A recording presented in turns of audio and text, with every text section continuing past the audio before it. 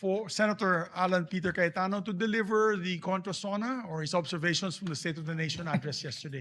May we recognize our distinguished minority floor leader. Yes. We recognize the gentleman from Taguig Yes. City, our good minority leader, Senator Alan Cayetano. Thank you, Mr. Senate President, Majority Leader, dear colleagues. And before we start, may I congratulate also the Senate President for his speech yesterday. Akma talaga sa panahon. Thank you for reminding us to settle down. May we also remind you to settle down since you're still single. Pero mahirap yata yun, minority leader. Mahirap na masaya. Okay. Thank you, Mr. President. May I start by reading a verse from a prophet who is respected by Muslims, Christians, and Jews.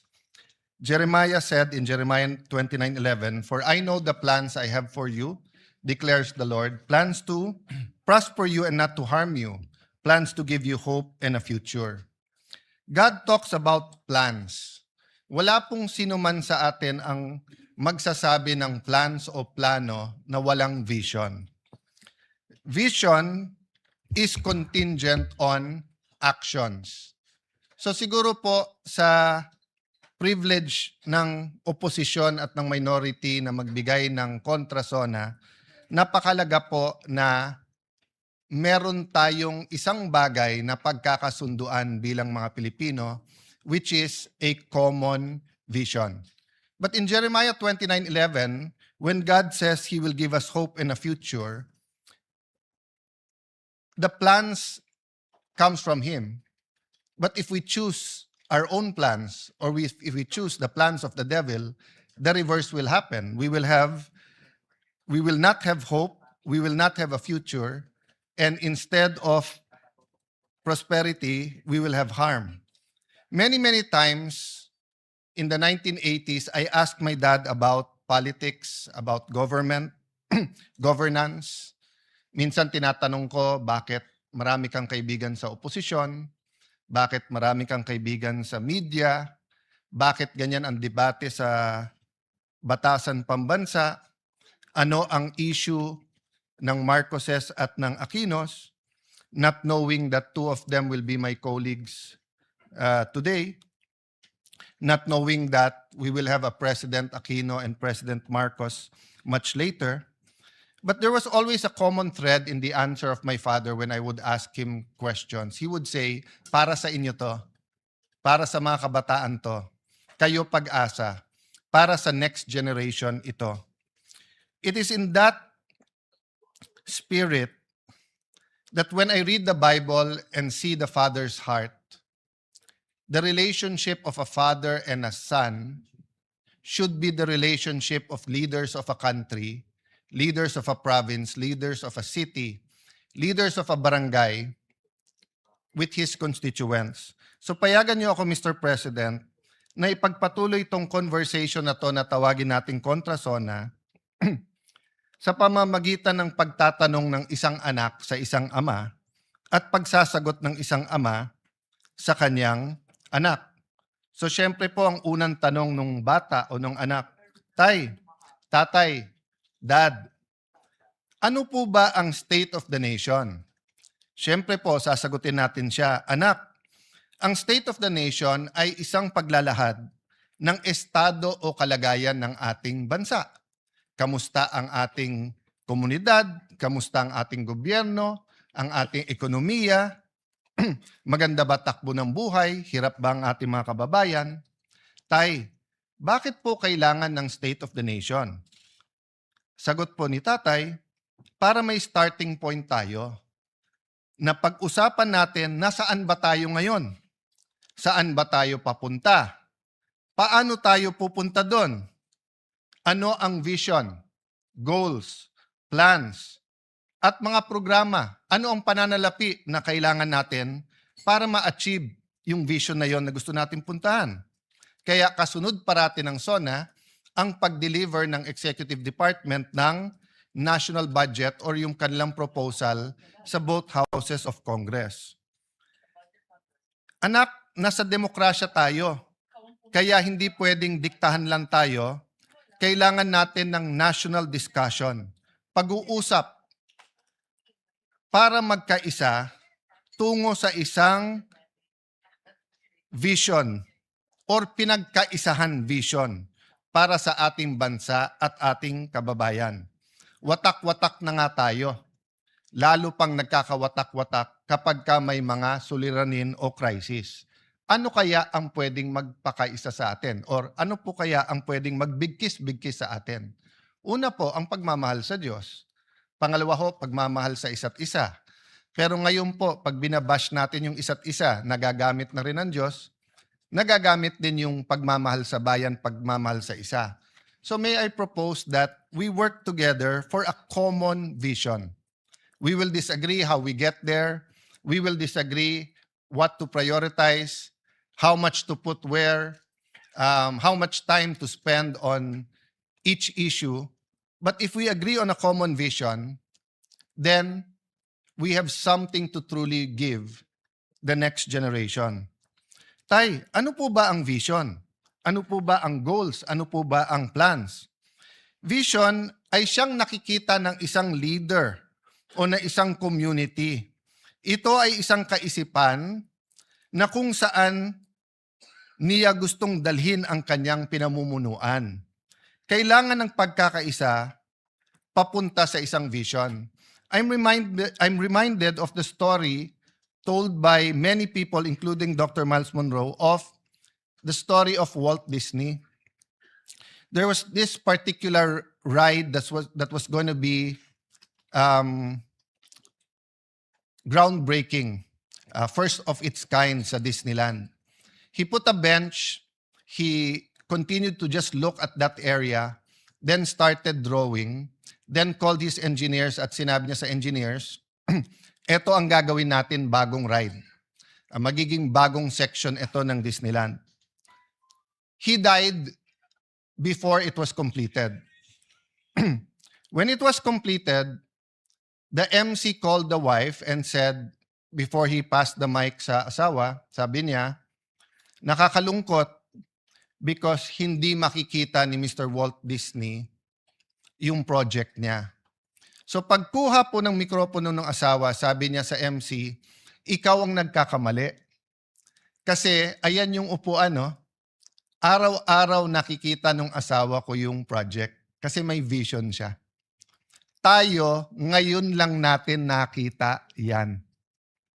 So, isn't it time that we provide a better vision, a more comprehensive vision, that we articulate what we really want instead of political slogans, no? Importante yung political slogans, a safe and comfortable life, a better Philippines, para sa may hirap. Importante po yung mga yon. Ngunit napaka-importante po na may shared vision tayo. Tay, ano po naman yung mga plano? Ang plano ang sasagot sa mga tanong na paano natin ma-achieve yung vision? Paano tayo makakapunta sa gusto natin paruunan? Ang plano ay dapat may mga goals. At ang goals ay dapat nababase sa kakayahan at potensyal. Huwag tayo gagawa ng goals na hindi naman kayang i-achieve dahil pambobola lang yon. Pero wag na din nating maliitin ang ating mga sarili. Wag nating sasabihin okay na yung grade na 75 kung kaya natin ng 80. Wag natin sabihin okay na yung 80 kung kaya natin ng 85. Potential is very important. Para malaman natin ang potential, may proseso ng analysis at comparison. Kailangan natin maikumpara sa tamang paraan ang ating bansa na ikumpara sa mga mauunlad na bansa at sa mga bansa na ka-level natin. Tulad ng Singapore, Thailand, Vietnam, Malaysia, at mga bansa na mas maunlad sa ating katulad ng Japan. Of course, ngayon sasabihin natin Korea, but once upon a time, baliktad yung storya. Balikan po natin yan. Tay, magbigay ka naman ng halimbawa. Anak, tignan nyo yung GDP per capita natin in current dollars. Ng 1970, ang Thailand ay 197.1, Ang Vietnam, dahil gera doon, 67. Ang Philippines ay 200.9. Ng 1980, ang Thailand ay 708. Ang Pilipinas ay 767. Never mind Vietnam, they were still at war, it was 46. 1990, 1,559.1 ang Thailand, 803 na lang ang Pilipinas, dumoble na. Mula sa pantay lang ng 1970, in 20 years, doble na. In the year 2000, tumaas din tayo from 800 to 1,050.8, pero tumaas din ang Thailand ng 2006. 2010, 4,973, tayo 2,162. Hindi ko na isa-isahin yung mga bansa, pero tignan nyo po. Sa ngayon, Thailand, 8,056. Pang 87 sa mundo. Pilipinas, 4,170, pang 119 sa mundo. Vietnam, 5,066, pang 101, pang 111 sa bansa. Pero tignan nyo po, 1970, 67, 1980, 46, 1990, 98. Hanggang 1990, $100 lang ang per capita nila. 2,404. 2010, it was 1,600. Pero ngayon po, nasa 5,000 na. Malaysia, 13,000. Singapore, 98,000. South Korea, 36,000. Japan, 35,000. Tay, ano ba ang estado talaga ng ating bansa? What is the state of our nation? Ang estado, anak, ng ating bansa, ang ating bansa ngayon ay dumadaan sa kahirapan. Mahirap, anak, mahirap. Mahirap, ngunit malaki ang potensyal.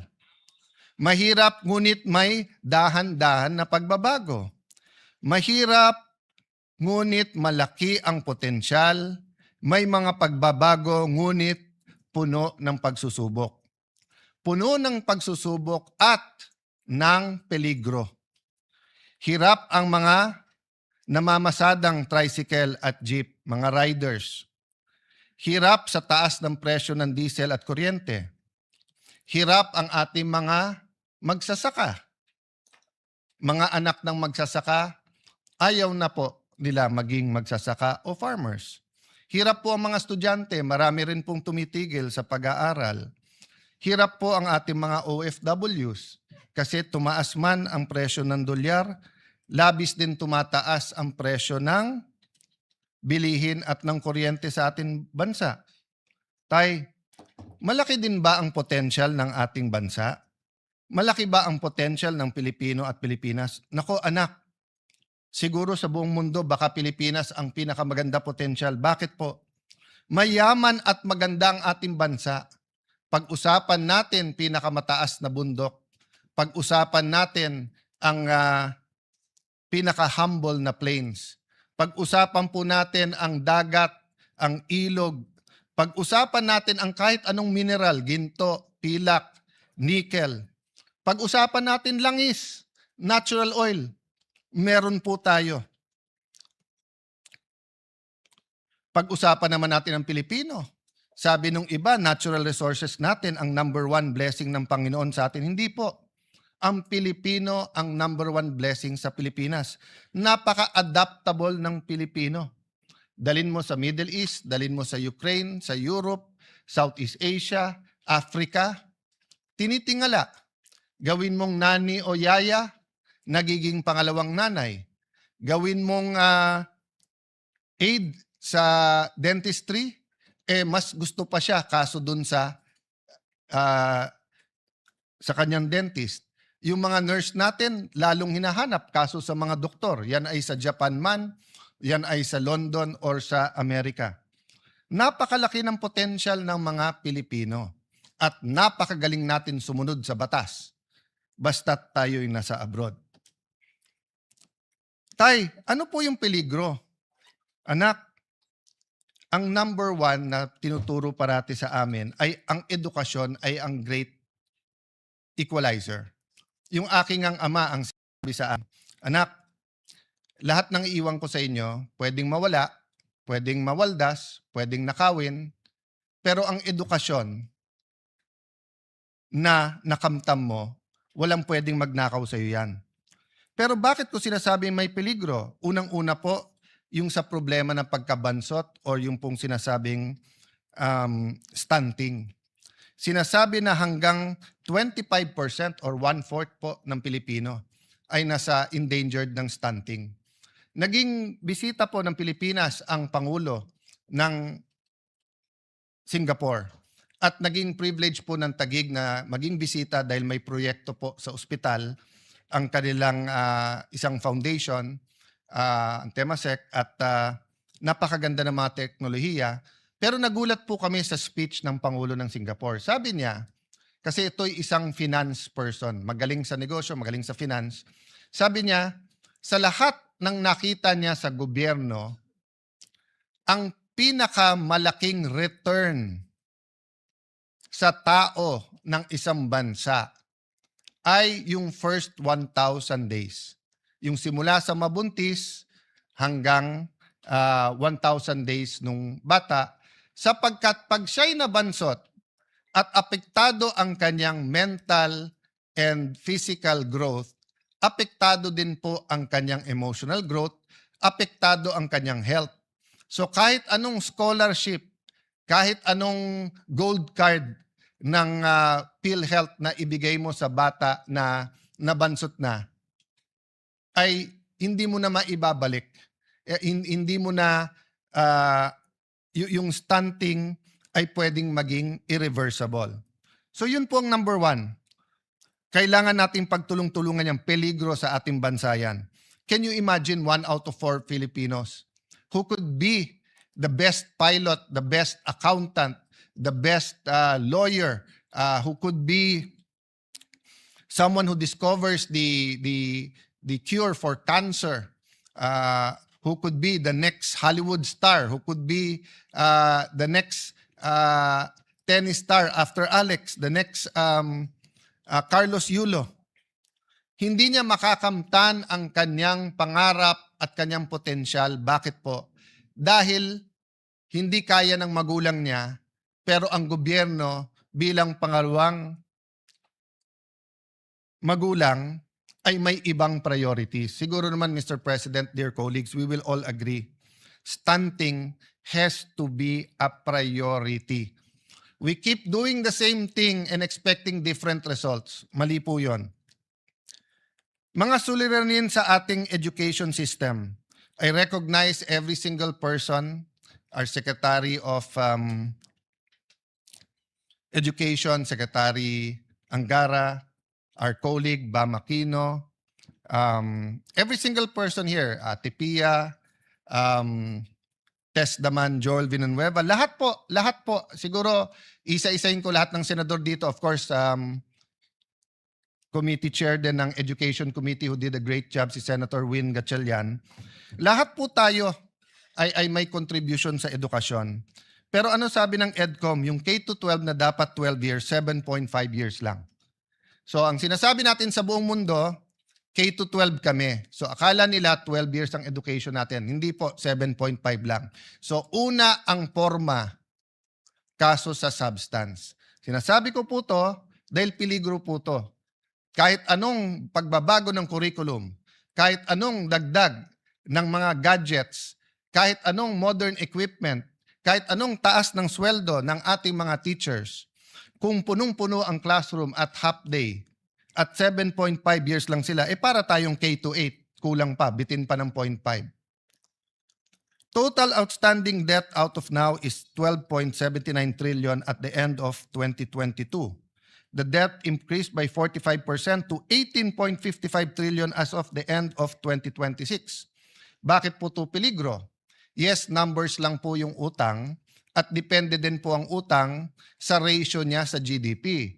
Pero ang problema po, dahil sunod-sunod ang problema at mga problema, whether it's man-made or outside our control, since the pandemic in 2020 till now, nasa lugar na tayo kung saan hindi tayo basta't makautang.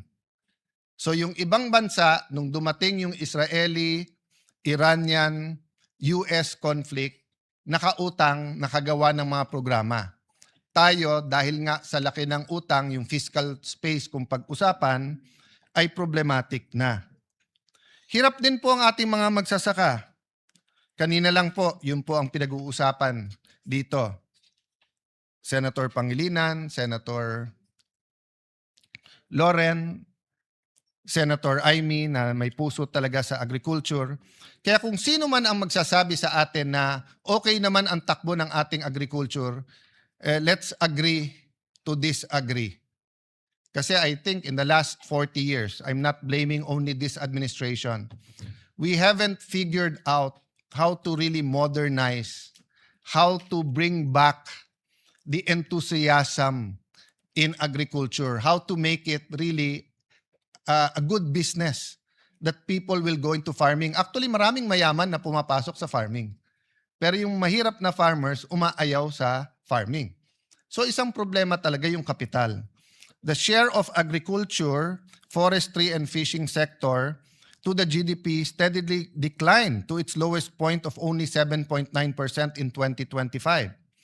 Agriculture's share in the total workforce has steadily declined 26.99% in 2016.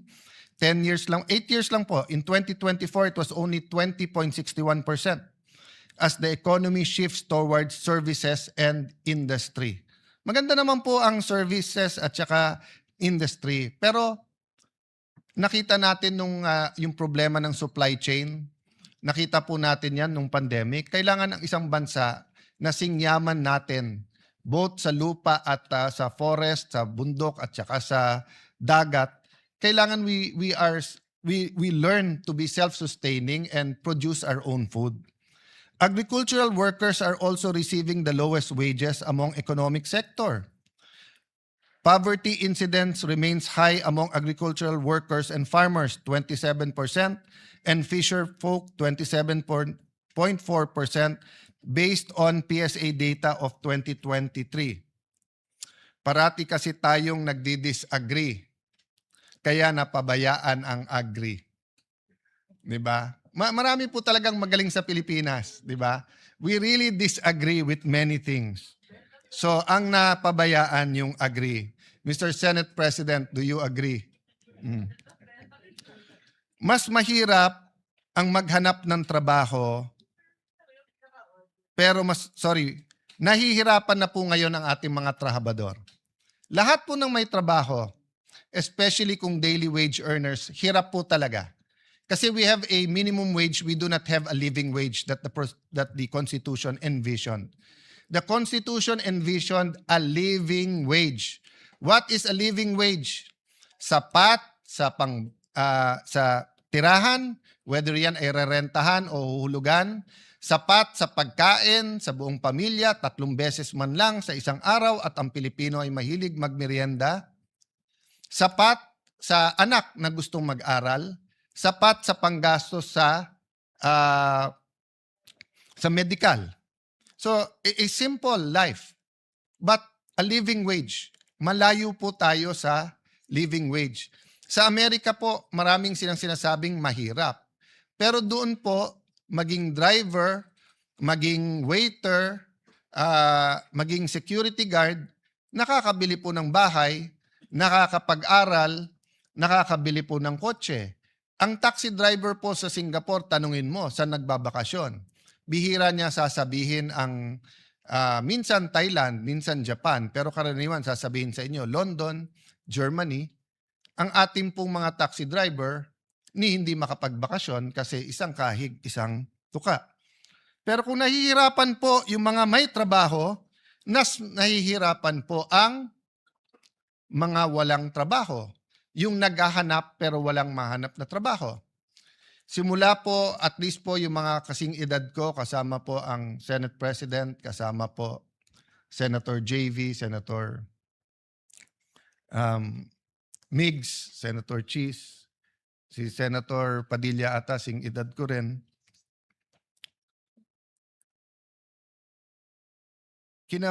Namulat na po kami na may OFWs.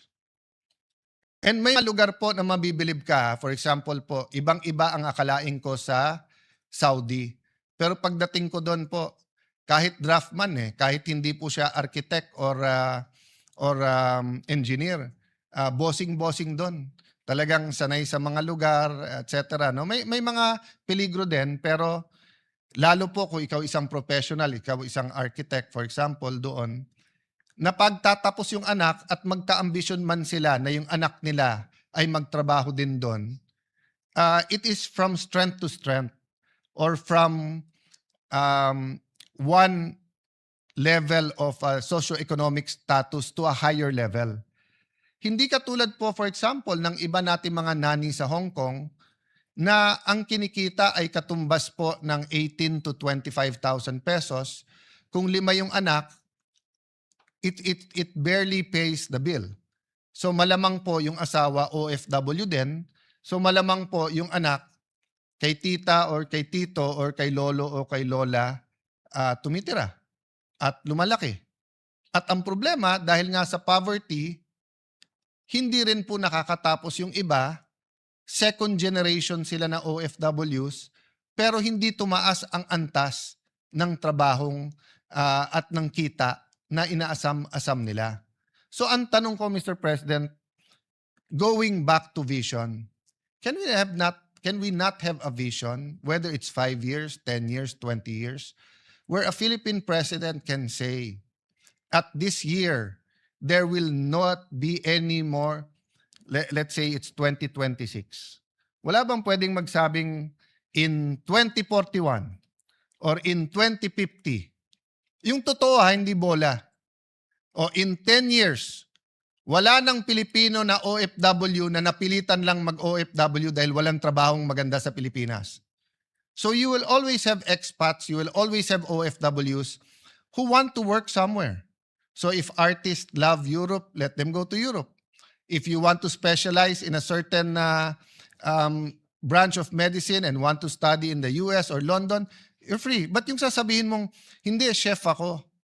So may nakausap kami sa Singapore. I think ang sweldo doon is between 70 to 110,000. Semi-fast food pa yon. Sabi niya, sir, kalahati lang. Kung 110 ang sweldo ko dito, kitain ko lang 55,000 sa Manila, okay na ako. Pero kung hindi ka rin naman chef ng first class na restaurant o hotel, hindi ka naman kikita ng 55,000 dito. So napipilitan siya mag-abroad. At pag tinanong mo bakit, hindi para sa sarili niya. Hindi para magka-iPhone siya. Hindi para magka-kotse siya. Kung hindi para makapag-aral yung kanyang mga anak. Para may bahay ang kanyang mga anak. Negosyante, Mr. President. Usually, negosyante ang nagbibigay ng kulay, nagbibigay ng sigla, at pumapalakpak pag may sona. Pero yung sunod-sunod na problema, some we under our control, some hindi. What is not under our control? 2022, patapos yung pandemic, nangyari yung conflict ng Russia at Ukraine, may mga inflation na nangyari. Flood control, in a sense, it's under our control because it could have been stopped, pwedeng hindi, or how are we handling it? Iran, US, and Israel, it's not in our control, but how we reacted is up to us. Nauna pa yung Senate Yung sa ating protect at ang ating Senate President nagpatakbo nun, yung uplift, sumunod na lang yon. So we could have reacted faster and better. Having said that, nandyan na yan, how do we prepare ourselves to not only be active, proactive, but to really achieve what we can achieve through our potential. Hindi yung pwede na. So tay, tanong nung anak, sinong may kasalanan? Well, anak, madaling magturo. The easiest thing to do for the opposition is to point at the administration. The easiest thing to do for the administration is to point to the secretaries. Secretaries can point to Congress, which they sometimes do. We sometimes point to them because it's the implementation. The local government will point to us, and then to the national government and the local government, and the national government will point to the businessmen. So ang daling magturo. Pero siguro, anak, for the sake netong state of the nation at paano tayo magkakaroon ng common vision, sabihin na lang natin ganito, parati naman merong kasalanan, pero ang pag-usapan natin, sino may responsibilidad? Kasi maaring hindi mo kasalanan, pero may responsibilidad ka pa rin. Di ba? So, those not involved in the flood control are still responsible na ayusin natin ang bansa at tanggalin ang corruption. Those walang kasalanan dahil tumaas ang presyo ng diesel, dahil may problema tayo sa fertilizer, dahil byproduct siya ng natural gas. Di natin kasalanan yon. Pero may responsibilidad tayo sa mga jeepney drivers, taxi drivers. Sa ating small businesses, all around the world, same statistic, halos. Sabi po natin dito, and I think the Senate President cited this during his opening of the session yesterday, 99.63% of establishments are micro, small, and medium enterprise, contributing 66.97% to job generation and 40% to our GDP. Pero anong number one problema ng negosyo sa ating bansa? Dagdagan ko pa, problema ng gusto magnegosyo, may magandang idea, masipag, matalino. Pero ang problema, walang kapital. Pag tinanong ng gobyerno, ang gobyerno, saan kami kukuha ng kapital? Sasabihin bangko. Hindi ka naman basta pautangin ng bangko eh. Land bank nga eh. Nasa batas na nga na magpautang sa magsasaka. They'd rather pay the fine than magpautang sa mga agribis na maliliit.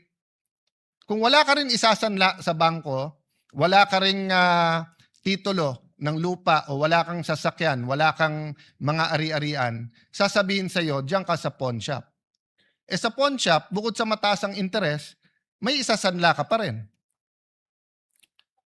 So, saan ang baksak ng ating mga kababayan? Sa 5-6. Don't get me wrong. 5-6 is a service. Di ba? So, for example, sa palengke, wala ka ng kapital, eh may piyesta o kaya Pasko, maraming namamalengke. Eh kung kikita ka naman ng more than 20% in 1 month, let's say 25-30% tubo mo o kaya 10% per week, so 40% a month, kapit ka na sa patalim sa 5-6. Kasi yung 5,000 mo, babayaran mo ng 200 a day, 6,000, may get 20%. Pero napakataas pa rin nun. Ang yumayaman sa Pilipinas, yung nagpapautang ng 5-6, hindi po yung umuutang. So pagdating po sa gobyerno, sabihin, ilan administrasyon na, sir, bakit hindi natin magaya yung 5-6? Bakit hindi tayo magkaroon ng programa? Ano to ha? The estimates are 20 billion, 50 billion, 200 billion. It's big business. Ano sagot ng gobyerno? 5-6? May pamalit ba tayo doon? Ang sagot ng gobyerno, 6-7. 6-7 lang. O, i-google nyo yung 6-7, walang ibig sabihin. So, balik ka na naman sa 5-6.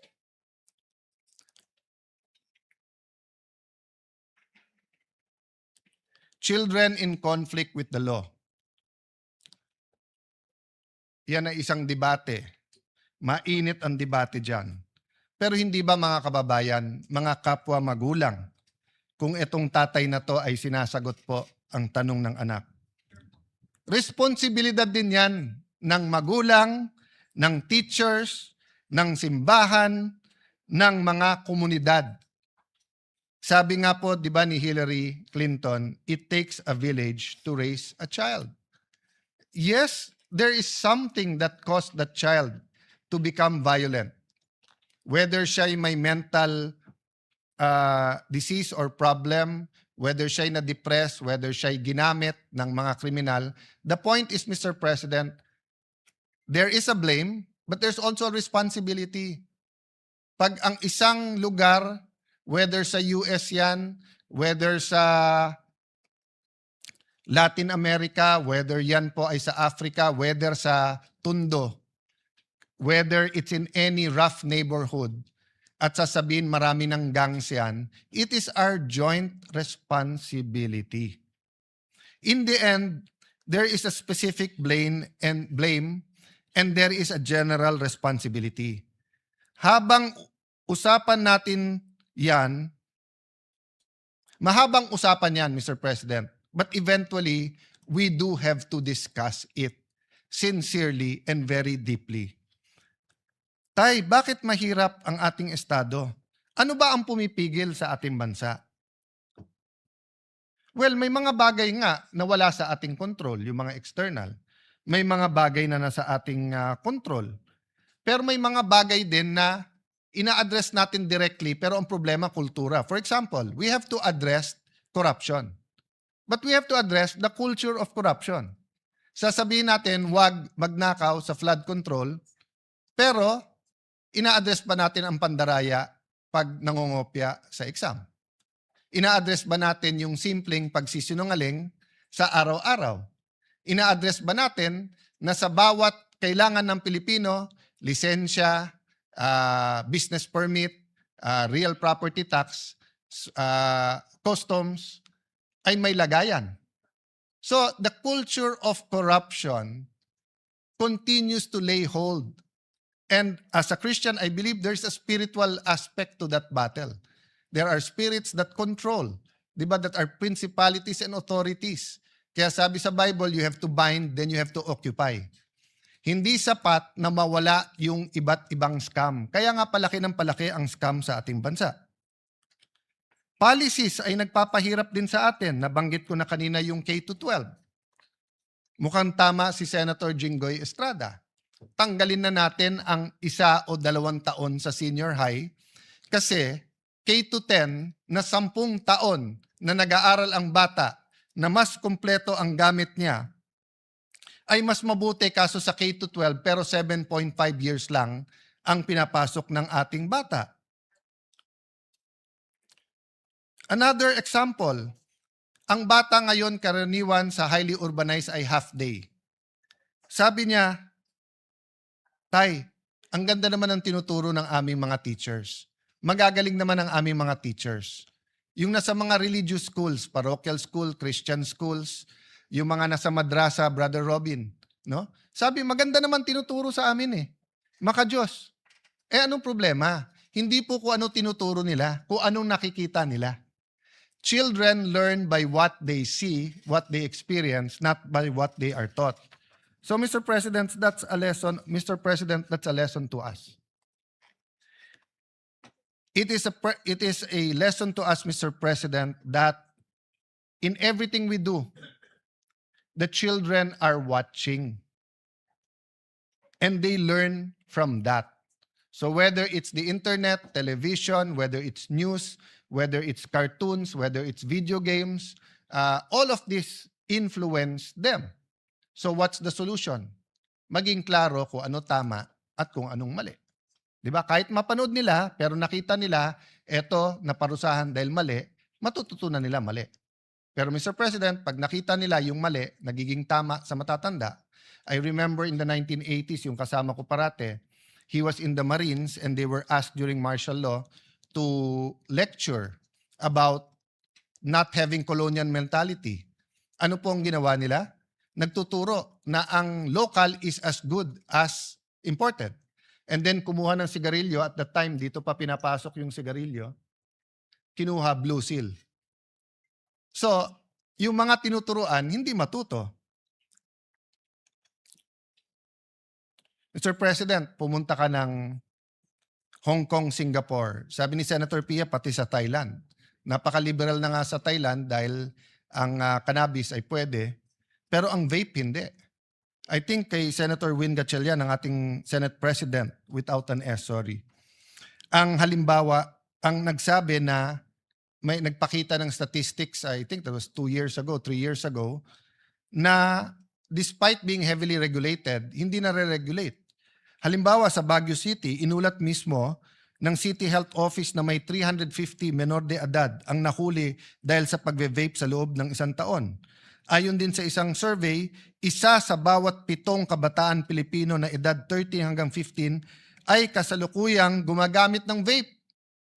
Nakita din na malaki ang tinaas ng paggamit ng vape ng mga kabataan nitong mga nakaraang panahon at mas marami ring kabataan dati namang hindi naninigarilyo ang nagsisimulang gumamit ng vape. Tay, ano naman yung issue sa PhilHealth? Ay nako, pabayaan na natin si Risa Antiveros, si Senator Bongo, si Senator Pia Cayetano, si Aimee. at lahat ng iba, si Senator JB, na napakahaba na ang diskusyon doon. Pero ito lang ang sasabihin ko sa iyo, anak. 20 years ago, more or less, or more pa, maybe more than 20 years ago, nagkaroon ng programa ang Thailand. Magbayad ka ng 100 baht, libre na lahat sa ospital. Ngayon, 30 na lang. 30 baht, libre lahat. Ba't hindi po natin magawa yon? Ganun lang kasimple. Medyo humaba na yung speech ko, anak, kaya hindi ko nababasahin yung statistics ng health. Tay, pinapanood ko ang Pangulo kahapon, bakit unang-una niyang binanggit ang flood control? Ganyan ba ka-importante yung issue na yan? Bakit una niyang binanggit? Anak, biggest issue of the year yan eh. At pinakamalaking skandalo sa corruption in our history. Anak, importante ma-resolve yan. Anak, importante malaman ng taong bayan yung tunay na nangyayari, anong ginagawa, anong pwedeng gawin, anong reforma ang pwede. Anak, dapat kasi bumalik ang tiwala sa leaders at sistema. Pag yan ay hindi binanggit at hindi inayos, lahat ay suspect. Anak, napaka-importante, madapa man ang isang bansa, ay siya'y bumangon. So, in other words, genuine reforms. Symbols matter, anak. Pag may mga skandalo na tumatama sa isang bansa, may isa o dalawa na bukod tangi dahil nagiging simbolo.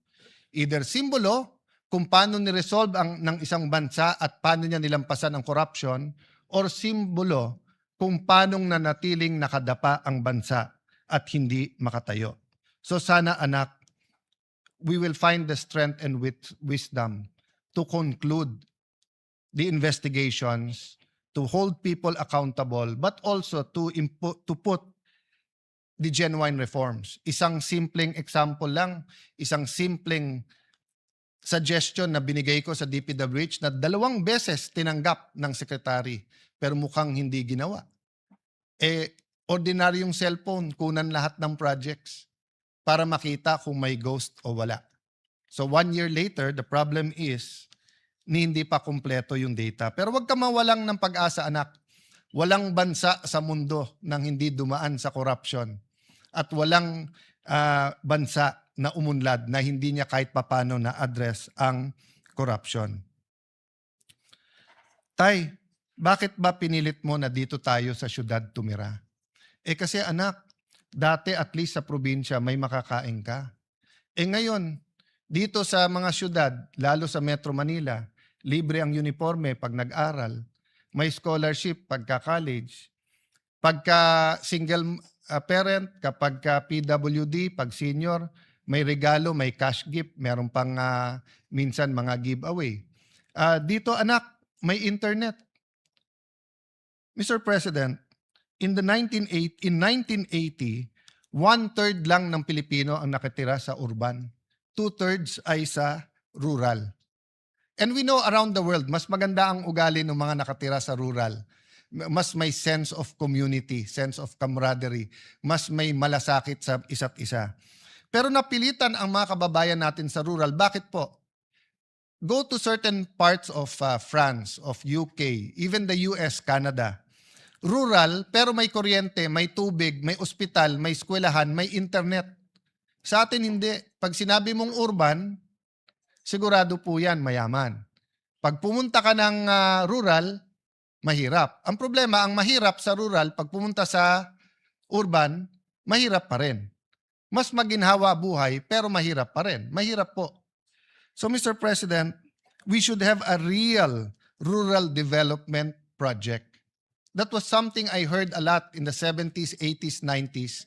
Pero siguro kasi mas maganda talagang ang sabihin sa isa't isa, sa syudad ako nakatira, nakakalimutan natin. May I pay tribute to isang USEC ng DBM, I think USEC Abuel. I remember when she topped the bar, sabi ng isang reporter sa kanya, "Ma'am, ano pakiramdam mo ng isang taga-probinsya ay nag-top ng bar?" The reporter, I think from there, but I'm not sure from Manila or from there, was referring to na hindi ka taga Manila.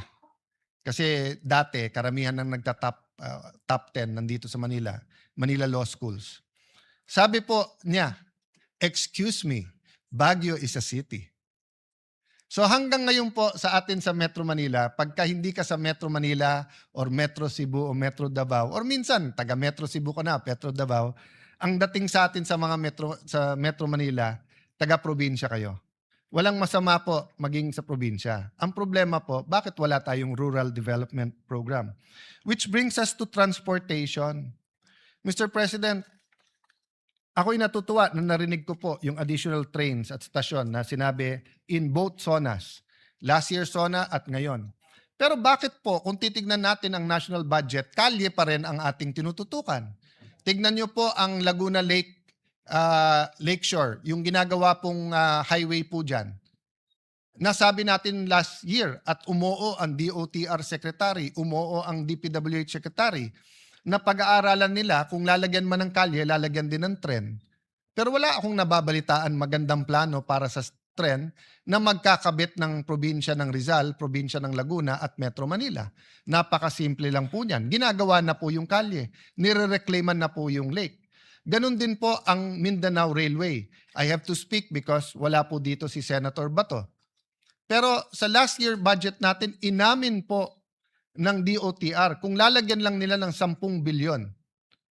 And I think Senator JV mentioned this 7 years, basta bago ako mag-DFA or after ko mag-DFA, binabanggit na to. So nagka-problema sa funding sa China. Pero yung phase 1 po ay pwedeng pondohan ng ating gobyerno. Bakit hindi? Huwag tayong pumayag na yung pagkakamali ng Metro Manila at ng ibang lugar sa Luzon ay maging pagkakamali ng Mindanao. Kasi unlike Visayas na grupo ng mga isla, ang Mindanao ay mas halintulad sa Luzon, pero mas mayaman sa Luzon. So sana naman po sa 2026 budget, may pondo na po ang Mindanao railway system regardless kung sino nagtatap ng survey sa Mindanao. Patapos na to, Mr. President. Makwento po kasi si tatay at si anak. Anak, malaki talaga ang potential ng Pilipino. Maabilidad kasi ang Pilipino. Tay, ano ba mangyayari pag na-realize natin ang potential? Anak, lahat ng komunidad, lahat ng lugar, lahat ng Pilipino ay makikinabang. E di tay, ba't hindi natin gawin? Maraming dahilan, anak, pero isang dahilan, algorithm. Ngayon, para na tayong fraternities na nagrarumble. Na experience ko sa University of the Philippines, pag may rumble at may brad ka na nagulpe o mayroon kang gugulpihin, hindi na importante sinong tama at mali. Ang importante, protektahan mo brad mo. Sa ating national discussions, sa impeachment, sa flood control, sa iba't ibang mga issue, ang kampihan natin, masarap man kung mas marami kang kakampi, wala nang sanity eh. Algorithm. Parang fraternity, kahit mali, kampihan ka na lang. That's a problem, I don't know the solution. But what can I tell you, anak? Noong 1960s, we were second only to Japan. President Erap kept on saying this during their presidential election in 1998. So ni-research ko yan. Meron palang World Bank study na nagsabi, ang pinakamalaking potential ay Pilipinas, ang pinakamaliit na potential, Korea, Taiwan, Vietnam. Bakit po? Dahil po sa mga gera at kondisyon ng kanilang bansa. Ang Korea, yung Korean War, pero dahil din sa sobrang winter doon. And this was the 1960s. The technology was much less. We know about Taiwan dahil nga po sa revolution sa China, and we know about Vietnam that had a long war between the South and North at saka yung hilahan during the Cold War. But wag na nating pangarapin na maging second tayo sa Japan, sa Asia. Balik tayo sa 70s, 80s. Vietnam, nasa ilalim natin. Thailand, kapantay natin. Mas moderno tayo sa Malaysia. Pero ngayon, sabihin nyo, whether infrastructure, whether tourism, whether manufacturing, kung ano-anong pag-usapan po natin, naiiwan na po tayo ng ating pong mga neighbor. So anak, we have to get our acts together. Anak, hindi ko na isa-isahin Malaysia, Thailand, Singapore, Vietnam. Kung may pera tayo, puntahan natin. Kung wala, i-internet mo na lang pero makikita mo yung ganda. Pero anak, pinakita ng tatay ko to sa akin. With your permission, Mr. President, can I show the picture of Singapore in the 1950s? In the 1950s po, Singapore was a fishing village. Maraming potential, maraming maganda, pero wala po kasi silang natural resources. Tapos may problema sila with Malaysia, may racial problems. In fact, maraming taga Davao ang meron pong nani na galing po sa Singapore. Pero ngayon po, ano na itsura ng Singapore? Next slide, please. Next slide, please. At kahit anong indicator po, human index indicators, health, education, quality of life, safety, kung hindi number 1, number 2 ang Singapore. So madalas sabihin ng aking ama sa akin, anak, isipin mo, 1 generation lang kaya yan. Kasi yung iba sinasabi, 100 years, 200 years. Hindi, 1 generation. But you know, my good friend and brother in Christ, Jeremiah Belica, who's here, the irony is we were in Singapore and we had a conference talking to Christians from all over the region, and pinakita niya tong picture na to or similar to this. Next slide, please. He showed this picture. Hindi niya ni-label nun, kaya hindi ko nakilala kaagad. And it wasn't so far ago. It was in 1996. Ito po ang itsura ng Bonifacio Global City. Next slide. Pinakita niya po ano na ang itsura ngayon ng Bonifacio Global City.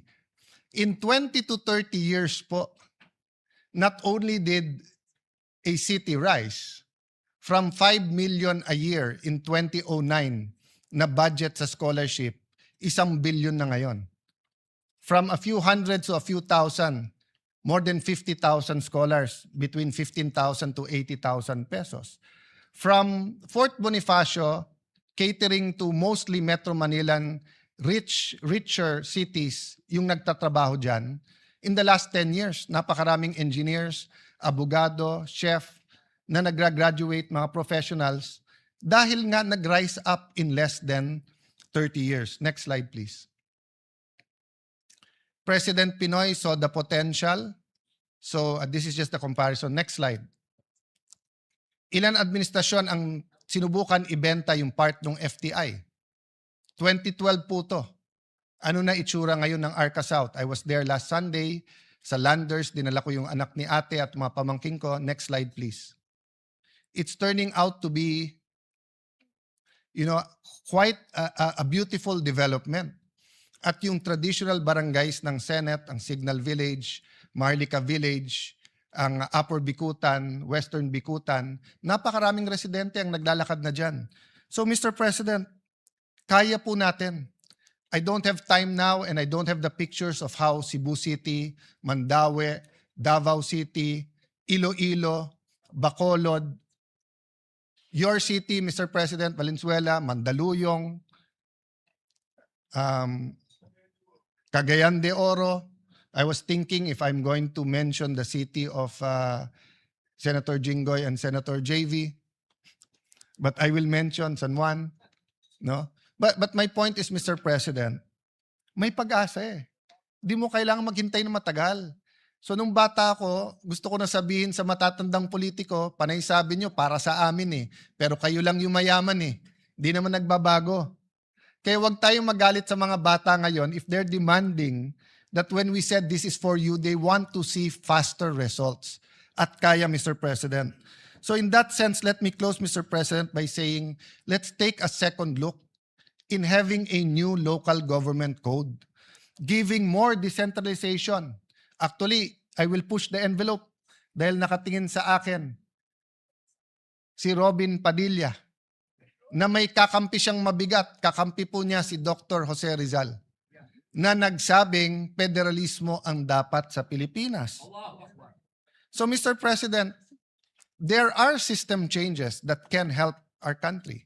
But it won't happen kung may problema tayo sa demokrasya. Sabi ng Pangulo, I am president not only of my family, and it is worth yung palakpak na binigay sa kanya. But can we add the president is also not only the president of the administration, he is also president of the opposition. And respectfully, I believe that Senator Bato is fleeing unjustly because he cannot get justice. I believe Senator Jinggoy and Senator Marcoleta are political prisoners, and that if it wasn't weaponized, they will be able to at least go out on bail. So, Mr. President, these are things that we should talk about as a Senate. Beyond politics, beyond emotions. Sabihin nyo na mali ako, but should they be allowed to attend the impeachment? Sabihin nyo na mali ako, and they're not political prisoners, but are they getting the justice? Pantay-pantay bang hustisya o selective justice po tayo ngayon? Mr. President, I don't know if there's a slide, but if there is, please put it on. So, ang huling tanong nung anak, Tay, ang daling sabihin, common vision. Pero ano yung common vision na yan? Actually, nasa preamble ng ating Constitution. And allow me to read it.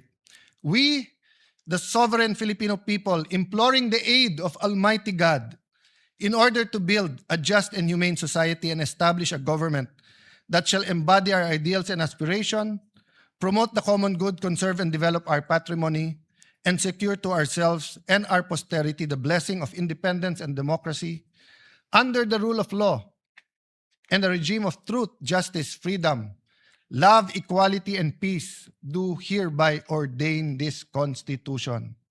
Anak, ito ang batas ng ating bansa. Pero may mas mataas na batas dito, ang batas ng Diyos. Anak, ang isang bansa na hindi niya kilala ang kanyang sarili, yung walang identity, walang mangyayari. So Mr. President, let me put that forward. Whether as individuals, as a community, as a country, let me quote Dr. Miles Monroe, identity is important. Who am I? Second, what am I meant to do? A question of purpose. What is the purpose of the Philippine nation? And third, destiny. What am I meant to do? If we understand the preamble of the Constitution, we understand the law of God, we understand our destiny, purpose, and identity, we will be on our way. So let me close by telling our mga anak, manampalataya po tayo, anak. Let us believe, but let us act. Faith without action is dead. Sabi sa Jeremiah 29:11, for I know the plans I have for you, declares the Lord, plans to prosper you and not to harm you, plans to give you hope in a future. But it is followed by Jeremiah 29:12 and 13. Then you will call upon me and come to pray to me, and I will listen to you. You will seek me and find me, and you will seek me with all your heart. So that's my prayer today, Mr. President, that despite the toxic politics, despite our disagreements, let us all seek God and have faith that when we seek Him, we will find Him. And when we find Him, He will show us His plans to prosper us and not to harm us, plans to give us hope in the future. Thank you, dear colleagues, for this opportunity. Maraming salamat, Minority Leader, and maraming salamat sa iyong mga obserbasyon. At sang-ayon po ako na isa sa pinakamabigat na problema ho natin ay yung stunting or malnutrition ng ating bansa. Kayo bilang member ng EDCOM at itong kinatawan rin ay isang member ng EDCOM, nakita ho natin na mabigat po ang problema ho natin sa malnutrition. At yan rin naman po ang tututukan ng Senado, higit sa lahat ng ating bagong finance share para malagyan po ng pondo yung first 100 days at yung laban ho natin sa malnutrition. So maraming salamat sa ating Minority Leader. Majority Leader. Thank you very much, Mr. President. Congratulations to our Minority Floor Leader. Before we recognize next to speak and avail of the privilege hour, we'd like to also recognize a visitor from Antique, the Governor of Antique, Governor Paulo Javier, is with us today. We'd now like to recognize the sister of our distinguished Minority Floor Leader, no other than our distinguished colleague from Taguig and Pateros, Senator Pia Cayetano. We recognize the gentle lady from Taguig, Senator Pia Cayetano. Thank you, Mr. President. Ang haba ng kwento ni tatay sa anak niya. Pero thank you, Senator Alan, for that. Ako naman, sa mata ng isang nanay. So, I was a young mother, like Camille, when I first became a senator in 2004. And ang dami ko na rin natutunan, ang dami kong sakit ng ulo, ang dami kong joyful moments in my job. My two daughters who were then 5 and 9 are now grown-ups, and my son is now 16. So, I have come to believe that the true measure of progress is not in labels or statistics alone, but in whether our children are healthier, safer, better educated, and equipped with opportunities to succeed in this life, the life na tayo naman ang gumawa para sa kanila. A few weeks ago, the World Bank upgraded the Philippines to an upper middle income country. Paano ba ang visualization natin pag sinabing upper middle income country na tayo? Seriously, dear colleagues, indulge me, close your eyes, and imagine what that country looks like.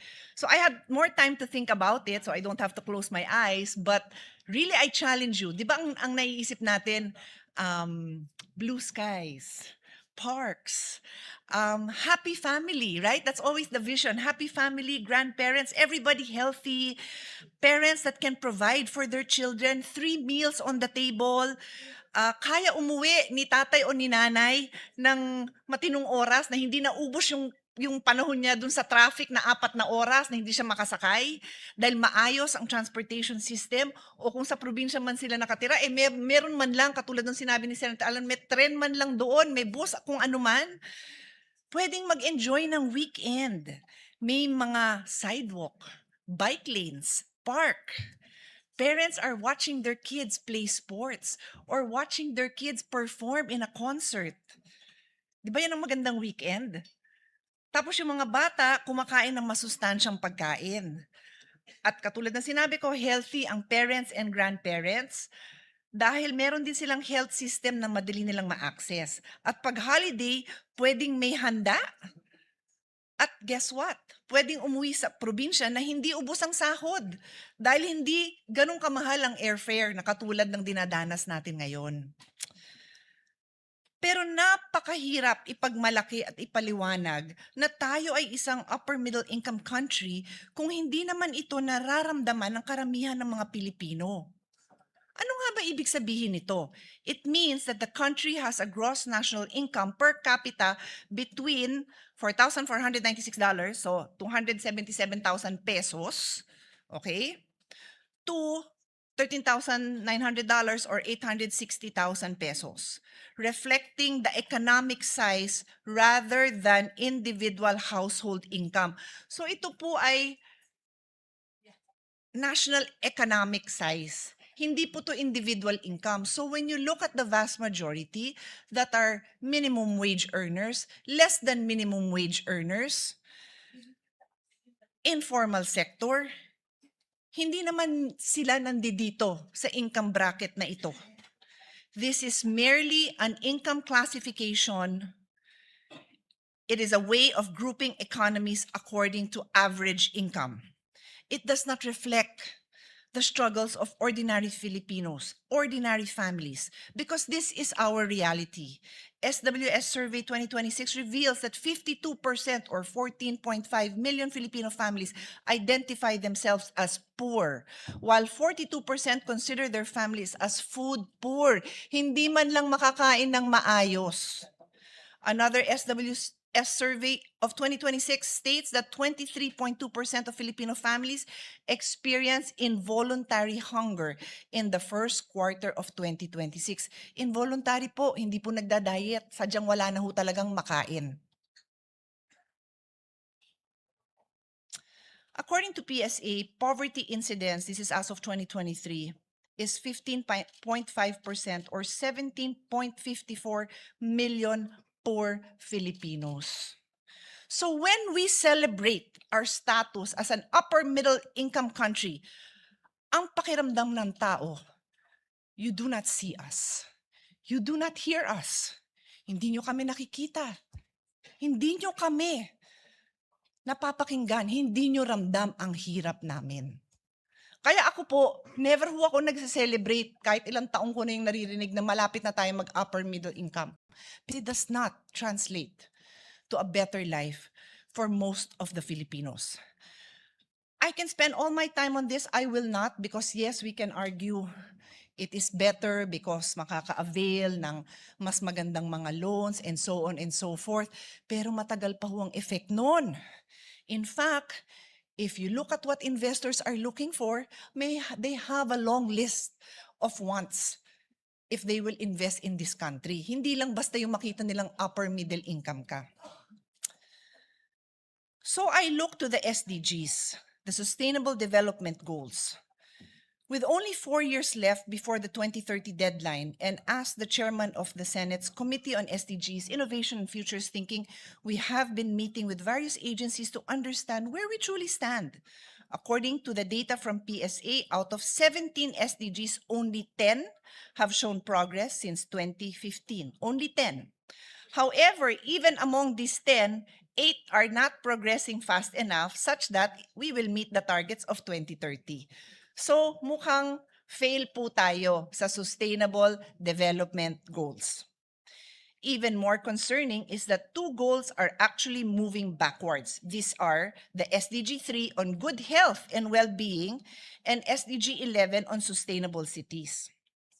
More on health later, but for now, I'd like to point out that the decline in SDG 11 on sustainable cities and communities is particularly alarming because, according to the United Nations, by 2050, nearly 68% of the world's population is projected to live in urban areas. PSA has stated if our cities are not safe, resilient, and sustainable, millions of Filipinos will bear the consequence. Sadly, in many of these areas, we still lack the timely and reliable data needed to know where we are making progress, if at all. And if we do not have unified data to measure our progress, we cannot improve at all. That is why, as we reflect on yesterday's accomplishment, as mentioned during the President's SONA, I want to ask a simple question. Are Filipino families truly living better lives? On health, we welcome the President's emphasis on preventive care, the expansion of YAKAP and Gamot, and the implementation of zero balance billing. These are important steps which I have also supported through the years. These are also aligned with the SDG goal number 3. But the true measure of universal health is whether every Filipino can obtain timely and quality care without being pushed into debt. On universal health care, it is anchored on the following pillars: preventive care, equipped health facilities, adequate health professionals, and sustainable funding. Without this, it remains a vision. Vision lang po, pangarap lang po, hindi reality. On PhilHealth and the Syntax and PCSO and PAGCOR collection, we recognize the full allocation of Syntax revenues to PhilHealth in the 2026 General Appropriations Act. I thank the now Senate President for supporting our push for this to happen. First time in many, many, many years. Despite this development, however, PhilHealth has still been deprived of listen to this, dear colleagues, over 292 billion in earmarked and unreleased funds. Pera po ng PhilHealth yan. 113.44 billion pesos is the unallocated Syntax collection from 2023 to 2025. May slide po tayo. Tingnan po natin. In 2023, the Syntax earmark for PhilHealth was 83.90 billion. Ang nasa NEP is 79 billion. Ang nasa GAA is 79 billion. So kulang ng 4.90 billion. Parang maliit lang naman. In 2024, 79.01 billion pesos ang earmark. Ang nasa NEP ay 80.28 billion pesos. Ang nilagay sa GAA is 40.28. Kulang ng 38.73 billion pesos. And in 2025, 69.81 billion pesos ang Syntax earmark. Ang nasa NEP po ay 53.13 billion. Ang nasa GAA, 0. And so, ang unallocated Syntax in the final ang kulang po is 69.81 billion for a total of 113.44 billion. Nasaan na po yan? Pera po yan para PhilHealth, para sa pagpapagamot sa ating taong bayan. Now, this is only the unallocated sin tax collection. Meron pa ho yan sa PCSO and PAGCOR. Ang sa PCSO and PAGCOR naman, ang PhilHealth share ay dapat 119.80 billion. Ang na-reflect sa GAA is 42.34 billion pesos. Ang kulang is 77.46. Na-release po ba yung 42? Kulang na nga ng halos kalahati. Hindi pa na-release. Zero ang na-release. Zero. Finally, yung sa unreleased appropriation, 2023 and 2024. Alam ko po ito, hindi po ako expert naman, hindi po ako nagme-memorize ng numbers, pero familiar po tayo dahil tayo po ang nag-defend ng budget ng health for these years. Ang unreleased appropriation, meaning na-appropriate na, nandyan naman nakalagay, 101.43 billion, never na-release. And that is why the total amount due is 292 billion pesos, almost 1/3 of a trillion. So nagtataka tayo, pinagmamalaki, 3 million ang nakinabang sa zero balance billing. Baka naman kung na-release to, baka naman 10 million ang nakinabang sa zero balance billing, hindi ho ba? Kailangan kompleto po ang figures natin kasi baka naman hindi nire-report sa presidente ang katotohanan. Hindi ho fair yun. So if PhilHealth received the funds that are legally mandated to collect, they could have reduced out-of-pocket expenses of Filipino patients. Yung nilalabas sa bulsa ng Pilipino, nabawasan sana. Pwede rin ma-expand ang benefit packages dahil maraming package hindi covered. Malalaman mo na lang, ay hindi pala covered yung sakit ko. Ay yung ganito palang klase. Sorry, hindi kasama. At yun din pong premium subsidies for indirect contributors na laging kunukulang katulad ng mga indigent and senior citizens makokompleto. So, out-of-pocket spending and zero balance billing. Access to healthcare must also include protection from financial hardship. In 2024, sabi, 42.7% of Filipino household pay 42.7% of the country's current health expenditure. So meaning, labas ng pocket nila yung 42.7% ng gastos. Ano ba yung standard? Well, WHO says to achieve universal health care, a country's citizens should only be paying around 15 to 25%. So ang goal is 15 to 25. Di naman zero. Siguro kung upper income na tayo, baka zero na. Pero ang goal lang naman is hanggang 50 to 25, 42 po tayo. So sobra-sobra pa ang ina-out of pocket ng kababayan natin. Siyempre, kung mahirap ka, wala ka talagang pangbayad. So, I'll take time to share this story. I've shared it before, but it is worth sharing again. There's this place that I frequent when I need to be inspired. It's called the Tuloy Foundation, where Father Rocky and his team take care of either orphan children or children who are in need of a safe home. Many of their children come from Mindanao, where their families, their villages are in conflict with the law. Anyway, and they also support street children. So there was 2 boys who were there. And the older boy, 2 brothers. The older brother was maybe 11 or 12, and his younger brother is probably 6. Duling yung kanyang kapatid. So, pinakilala sa akin ni Father Rocky, and then sabi ni Father Rocky, oh, ayan, sabi ni Senator Pia, sasamahan ka daw niya para magpatingin, para yung mata mo magamot na. Tapos sabi nung kuya, hindi sumasagot. I would have thought na, yay, di ba? Parang maayos na yung paningin ng kapatid ko. Hindi sumasagot si kuya. So, I was like, oh, ayaw mo ba? Hindi naman masakit. Tsaka okay yan. May bayad ho ba? Kasi wala akong pera eh. Imagine an 11-year-old. Immature in many ways, but mature enough to know wala silang pambayad. So, that is the state of the nation for many children, for many families. The president reported that the expansion of zero balance billing, which he said already benefited nearly 3 million patients, he mentioned that in his statement. That was already mentioned last year. And it took a week or even longer for the then Secretary of Health to explain that this only applied to DOH hospitals, DOH hospital wards. So meanwhile, the LGUs all over the country nataranta kasi syempre, yung mga constituents nila pupunta sa LGU hospital, nag-e-expect ng zero balance. Hindi naman available ang zero balance doon kasi kaka-launch lang ng program. So yun nga, it took a few weeks, finally, na-clarify na DOH hospital wards lang. Inulit po ngayon. Naintindihan ko po yun, dumadaan po tayo sa, ano ba tawag doon, pag tinetesting pa natin yung program, piloting pa lang, naintindihan ko po yun. Pero ito yung reality natin. Out of more than 1,200 government and private hospitals nationwide, zero balance billing is available in only 87 DOH-run facilities and 4 GOCC specialty hospitals and 6 LG hospitals that are now being piloted. So wala pang 100. So 1,100 other hospitals do not have zero balance billing. Again, hindi naman kailangan agad-agad, but i-announce natin to eh. Iklaro natin kung ano yung state of the nation natin.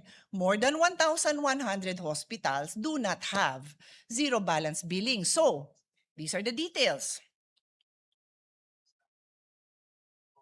A vast majority of our country's healthcare capacity, including 346 LG-run hospitals and 864 private hospitals, do not have zero balance billing. So ang mga kababayan natin, pag yan ang napuntahan nyo, sorry po, wala pong ZBB doon. This narrow scope is further compounded by geographical imbalances. 40 out of the country's 82 provinces do not have a single DOH hospital. So, 40 provinces, walang DOH hospital doon. Eh di paano? Sasakay ka ng tricycle, kalabaw, jeepney para pumunta sa kabilang probinsya para maghanap ng DOH hospital. That is the reality. Again, alam ko naman it takes time, pero we have to be honest about where we are. The 87 DOH hospitals are concentrated in only 42 provinces and major urban centers. As a result, patients in underserved provinces must travel 3 to 4 hours across municipal lines just to reach a facility that offers zero balance billing. In urban areas like Metro Manila, bed capacity is predominantly provided by private hospitals, which far outnumber regional public facilities. So kung taga Metro Manila ka, mas konti pa rin. Madami na nga ang tao, mas konti din ang DOH hospital. Coupled with low bed-to-patient ratios and chronic overcrowding, relying solely on 87 DOH facilities is simply not enough. As such, in the 2026 budget, we had to push for additional funding. Funding, additional, amendment, tawagin yung amendment, tawagin yung insertion, kahit ano pang gusto nyo itawag. Pinagmamalaki ko na pinaglaban ko ang additional funding sinuport ng ating chairman, now Senate President, ang additional funding for ZBB, 3.3 billion operation of DOH hospitals in Metro Manila, another 6 billion operation of DOH regional hospitals and other health facilities, and 1 billion for DOH Universal Healthcare Fund for zero balance billing. Kasi yung pondo nun, kulang talaga. Okay, I move on to another topic. Human resource for health shortage. However, facilities cannot function without health professionals. The Philippines continues to face a serious shortage and unequal distribution of doctors, nurses, pharmacists, dentists, psychologists, and allied health workers, particularly in rural and underserved communities. WHO estimated a domestic shortfall of around 200,000 health workers, while approximately 1/3 of licensed Filipino health professionals are working abroad. Mag-aral dito, naghanap na ng ibang future sa ibang bansa. As a consequence, the Philippines has only 21.2 healthcare workers for every 10,000 people as of 2026, far below WHO's benchmark of 44.5 health workers for every 10,000. So more than kalahati yung kailangan, more than double yung kailangan isupport ng isang health worker sa recommended ratio. This requires sustained investment, which this representation has advocated through the expansion of medical scholarships under the Doktor para sa Bayan at kasama ng marami nating kasamahan dito sa Senado. Tayo ho ang nagpupush niyan. Maraming salamat sa Senate. additional medical schools and investment in allied health. When we passed this law, there were only 8 medical SUCs. Today, we have 28. I am so proud of the Senate for pushing for this. It is a collective effort of this body. We have also been pushing for more science labs because kailangan ng doktor ng mga partners in healthcare. So lahat ng allied health, yan naman ang kailangan natin din pagtuunan ng pansin. Nabanggit ko na nga yun, may shortage tayo sa pharmacy, sa therapy, occupational therapist, physical therapist, sports, sa speech therapist, lahat po yun kulang na kulang. Lab technician, yung kumukuha lang ng blood test, kulang po yan all over the country. And this is a whole of government approach. We need SHED. We need the state universities. We need the higher education institutions to be a part of this because saan naman natin dadamputin itong mga professionals? We have to train them. We have to encourage them to enter into these professions. And then we have to make them realize that they have a bright future in this profession, in this country. So marami pa talagang kailangan gawin, kailangan po ma-address ito. And I end on this interesting note. Today, and I've seen this a couple of times, may mga vlog po akong nakita sa Instagram ng mga foreigners na magre-relocate na daw sa Philippines because mas maganda daw ang treatment and care for children with special needs sa Pilipinas. And the one I saw yesterday was from a foreigner who lives in the UK. Wow. Wow. And I think that is a tribute to our healthcare workers because alam ko naman na may shortage. Alam natin yan. So may mga foreigners na namamangha pa nga sa nagagawang trabaho ng mga health workers natin despite the fact that sila ay overworked and underpaid. So congratulations talaga sa mga health workers natin. Okay, I go to another example. I'll try to keep this short because you've all heard me talk about this. The vape epidemic. Data from the Food and Nutrition Research Institute reveals the rapid growth of youth vaping from 2015 to 2023, which recorded an increase in e-cigarette use of 0.8%, meaning less than 1%, to, guess what? 39.9%. Practically 40%, almost half of the youth are now vaping. Something that never even existed 10 years ago.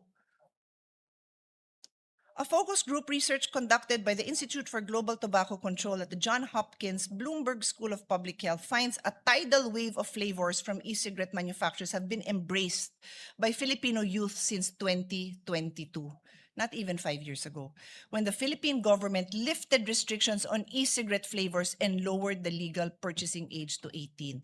21 years na nga po yun, dear colleagues. But this Congress, not this particular Congress, but the previous Congress, reduced the age to 18. Why?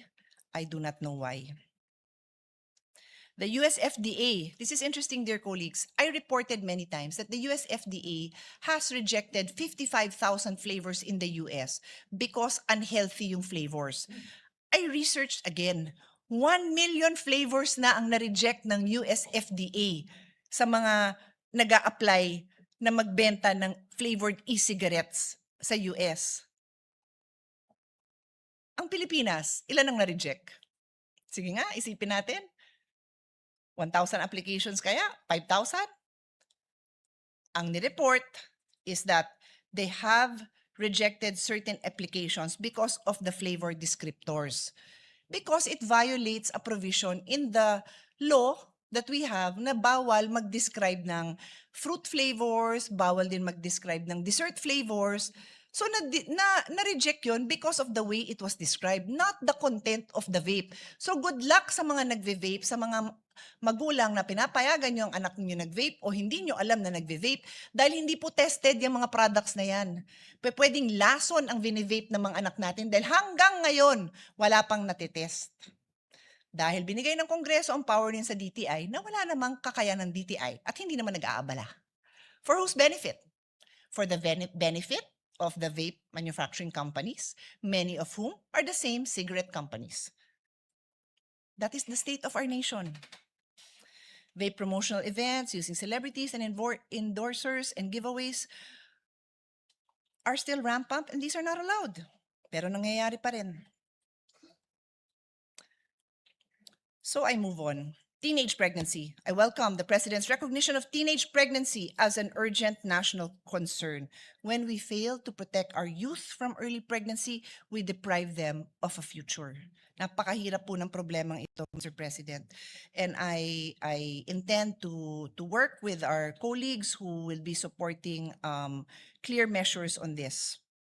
On sports, naku, napakasaya ko na nababanggit po ang sports. Aside from Kaloy Yulo, aside from Alex Ayala, nabanggit din po ang Philippine women's football team who made it to the World Cup 3 years ago and are going again next year. We're so proud. We're so proud. But it's not enough that we say that we are proud. We must invest in these young people. When does the investment happen? Not after they won, when they are training.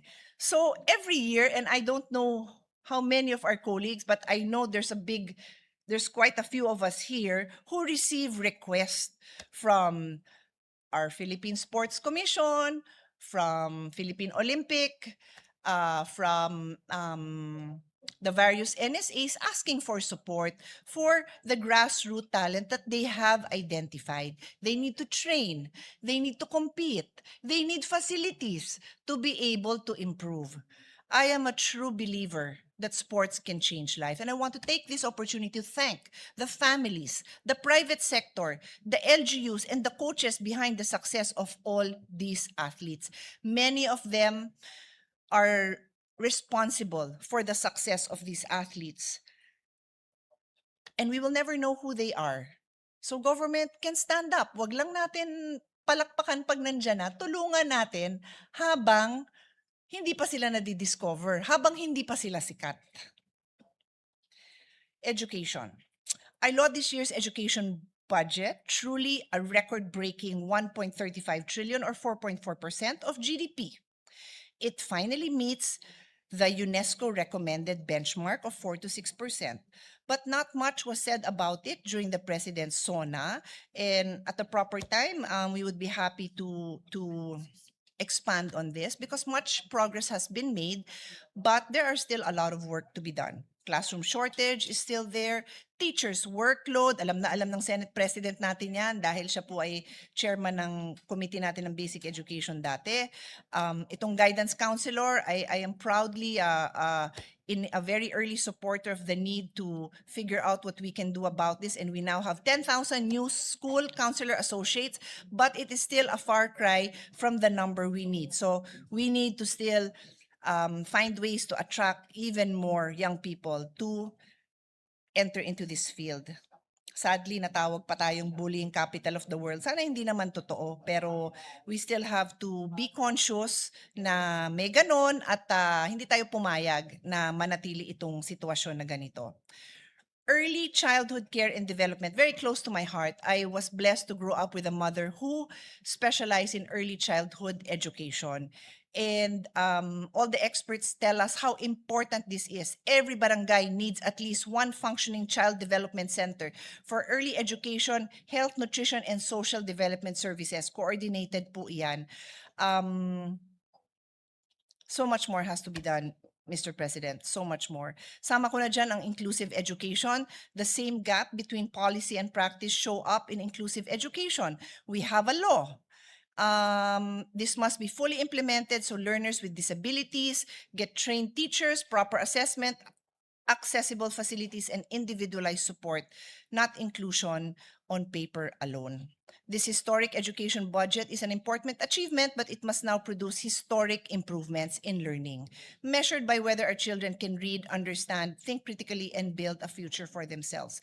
So I think this is my last topic on energy, fiscal concern, and unpaid work. Energy and fiscal concern, Mr. President, I fully support energy security, particularly the natural gas discoveries at Malampay. I'm a big supporter of indigenous supplies. Kailangan po yun. And also na matanggal na po ang systems losses that are being charged to our consumers. Importante po yun. I also recognize administration's initiative to increase the annual personal income tax exemption. Mr. President, nahiring na po natin ito nung tayo ay chairman ng Committee on Ways and Means. Pwede na ho itong ituloy-tuloy para maging law na to para sa mga kababayan natin nagsisipag at nagtatrabaho. There will be a higher threshold now for tax exemption. We also support the exemptions for small businesses. There were specific measures mentioned, but perhaps we can even improve on that and provide more support. On unpaid care work, Mr. President, this is SDG 5 on gender equality. Let me remind everyone that in the world, not just in the Philippines, women contribute many, many hours of unpaid work. In the Philippines, the Philippine Institute for Development Studies says that on average, a Filipino woman spends 28 hours a week on unpaid care work. So para na siyang full-time employee sa family. Is that wrong? No, there's nothing wrong with that. It is an amazing job. It is my favorite job.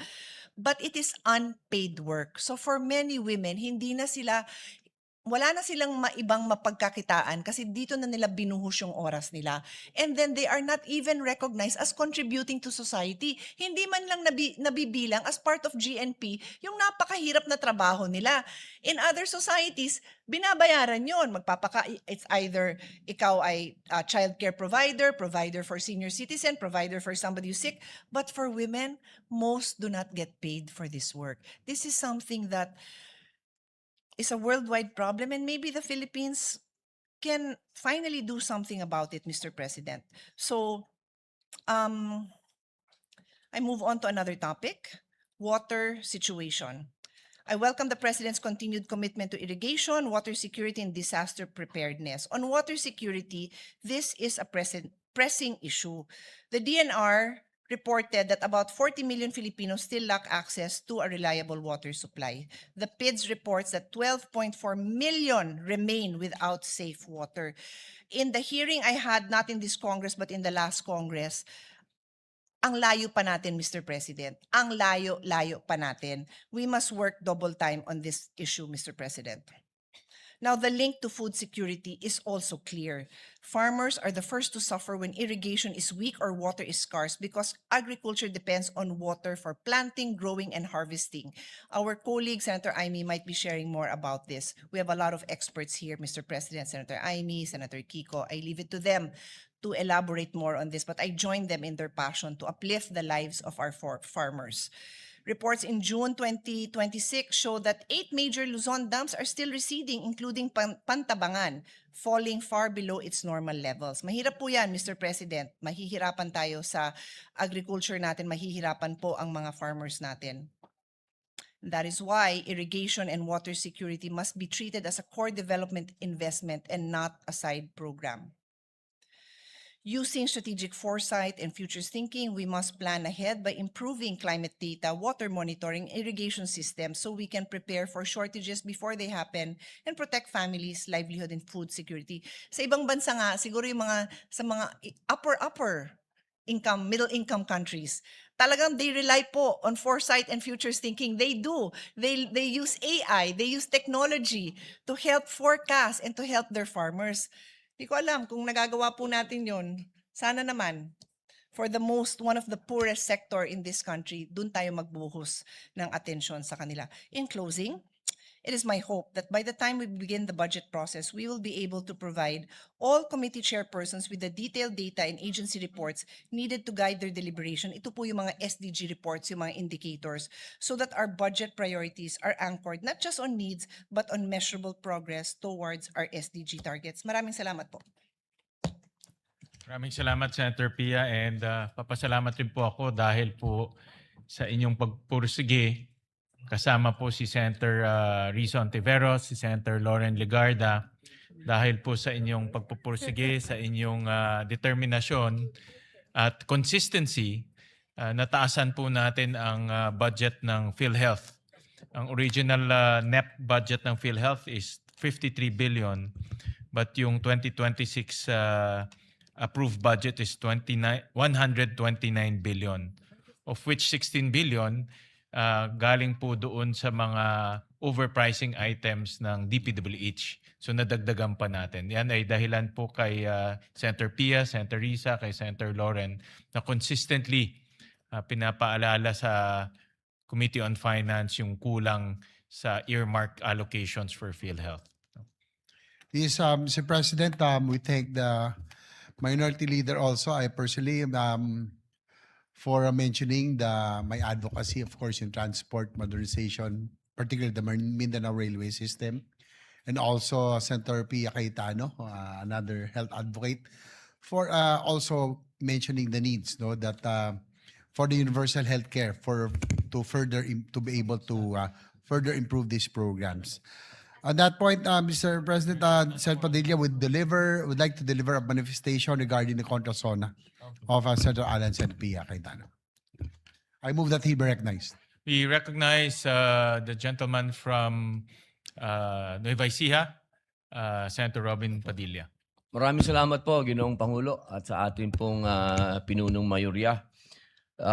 Nais ko lamang pong magbigay ng pagpupugay sa amin pong kasamahan sa minorya kay Senador Alan Peter Cayetano at kay Senadora Pia Cayetano sa kanila pong mahusay at makabuluhang talumpati ngayong hapon na ito.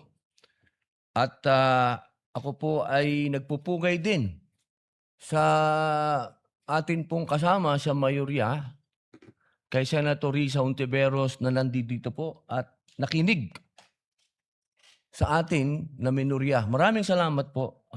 Isa pong malaking kaligayahan po sa amin na kayo po ay nandito. Maraming salamat po.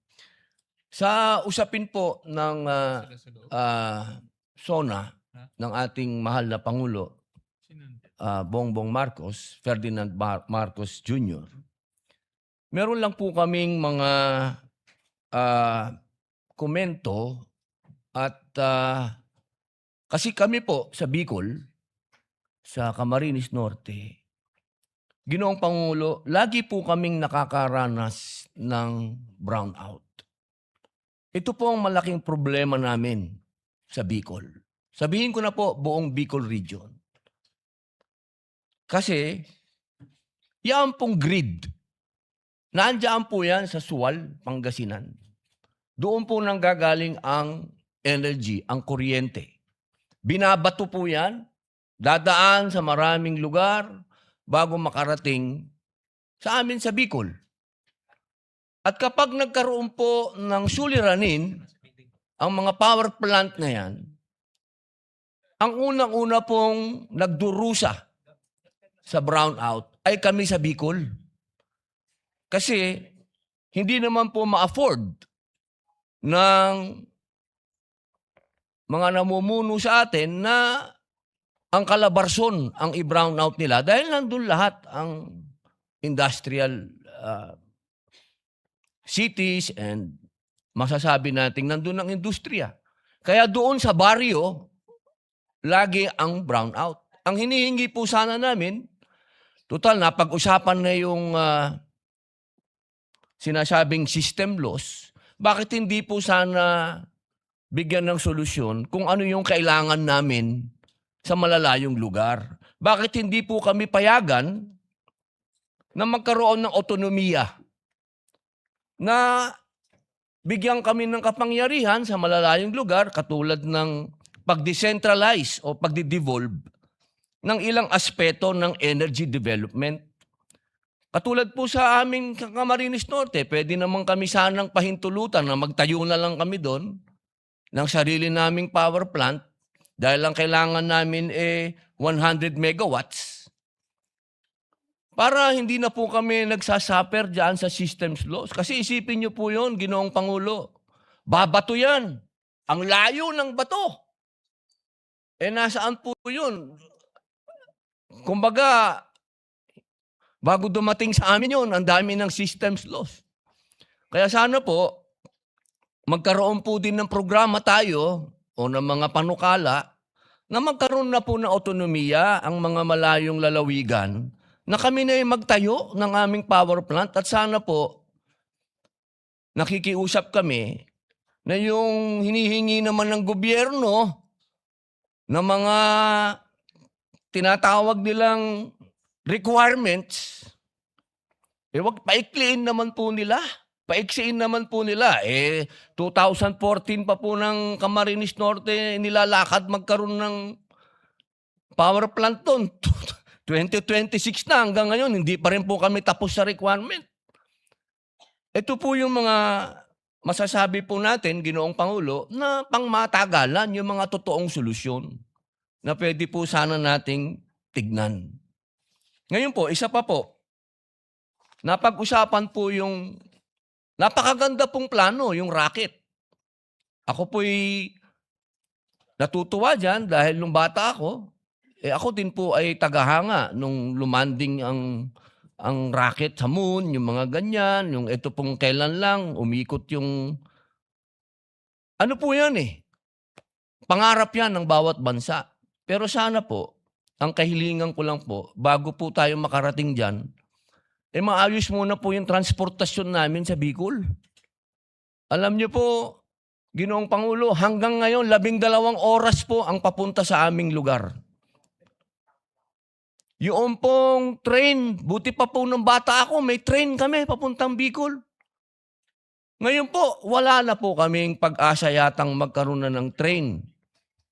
Sapagkat noong araw po, nung panahon po nung nakaraang administrasyon, nagkaroon po ng plano na magkaroon ng train. Nawala na naman po yan, Ginoong Pangulo.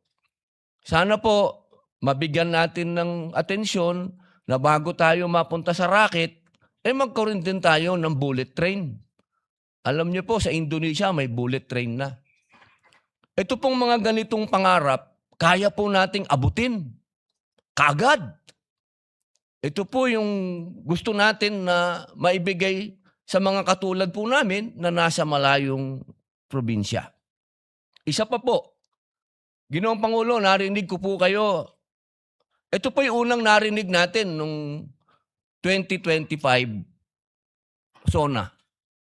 Yung patungkol po sa FOI, yung patungkol po sa fake news, yung patungkol po sa pagbibigay natin ng proteksyon sa kabataan sa pamamagitan po ng sa inyo ko po narinig din yan, Ginoong Pangulo. Yung mga kabataan po, kung po pwede, 16 pababa, wag na po nating pabayaan na gumagamit pa ng social media.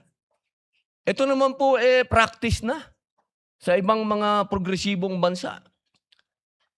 At isa pa po, yung krimen na nagagawa po ng mga minor de edad, Ginoong Pangulo, ito po harap-harapan na. Kaya sana po, kung tunay na gusto nating harapin, dahil lang narinig po natin sa mahal na Pangulo, partner niya ang komunidad sa pagharap sa krimen. Paano pong magiging partner ang komunidad kung wala po tayo mga batas na susuporta para maging kapartner ang komunidad? Yun lamang po, Ginoong Pangulo. Maraming salamat po. Maraming salamat, Senator Robin. At totoo ho na napakahalaga po yung infrastructure. At yun rin po ang isang bagay na nakikita natin para lalong bumilis ang takbo ng ating ekonomiya. At meron tayong mga proposals sa Economic Affairs Committee sa panguna po ni Senator Risa.